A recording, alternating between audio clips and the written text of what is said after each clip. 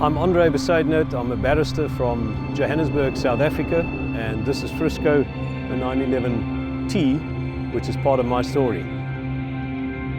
Frisco's life started in the early 1990s. When I was 9 years old, I saw a Porsche 917 at Kyalami driven by David Piper.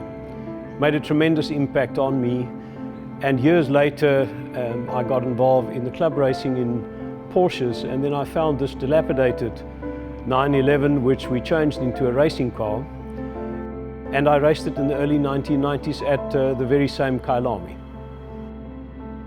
What then happened with it is that I competed it for 2 seasons, and unfortunately in a race where I was leading, I crashed it in spectacular form and completely destroyed the car. The car was thereafter rebuilt as a road car, and it then went into countryside South Africa, and it disappeared out of my life. About 3 years ago, I saw this dilapidated white and green replica of a 73 RS. I looked at the car and I recognized that there was a sticker on it. I told the owner, I'm going to open the door, and if it goes clack after 6 inches, I know the car. Opened the door, and the next moment it made the noise because the chassis was so badly bent. Cut a long story short, I got the car back and I decided to change it into a touring car, and me and my wife now uses it across the world. Wherever we want to go and have a little bit of a break, we ship it there and we use it as our rental car.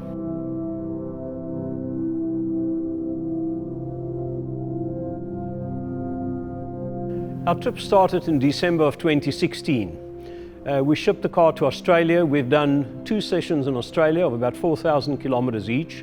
Then went back to South Africa, and from there we actually shipped the car to New Zealand.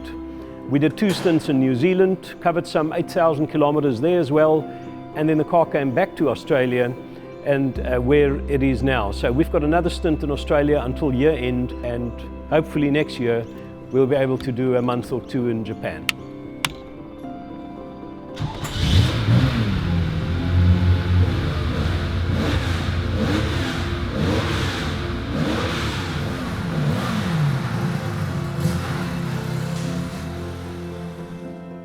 The base car is a 911T. It now runs a 2.7 engine to give it a little bit more torque. It's got a 915 gearbox. The most important luxury item that you can see in the background is the fact that we had to fit a roof rack. We couldn't find one of the old ones that was durable, so I took an old one, had it remanufactured in South Africa, and we've now got a brand new one that can actually carry good weight.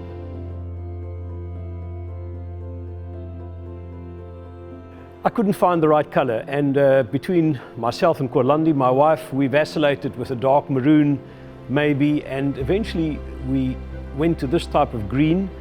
We didn't get it from a color chart.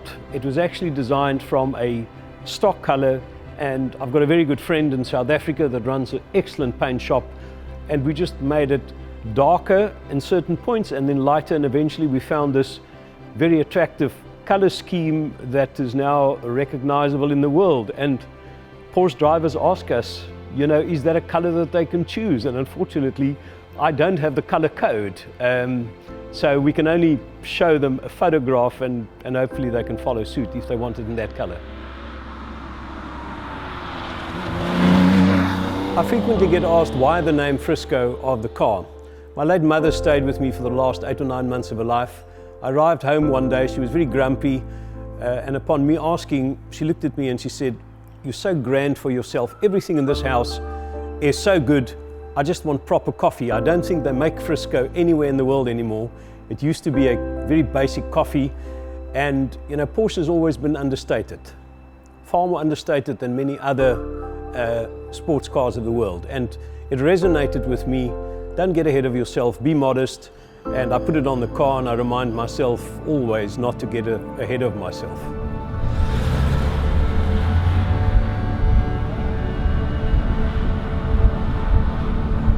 You know, driving a Porsche 911 is extremely emotional. I think those that haven't experienced it can't understand it. But it's nimble, it's got power, it's light on the front axle, it always follows the road, it gives you the connectivity that you actually as a driver feel that you're in control of the car. You can push the boundaries, it does it in a safe mode, it's comfortable, it's one of the smallest cabins probably in a sports car that one can find, but a person of 6 foot can comfortably get into it. So me and my wife can travel with it in absolute luxury.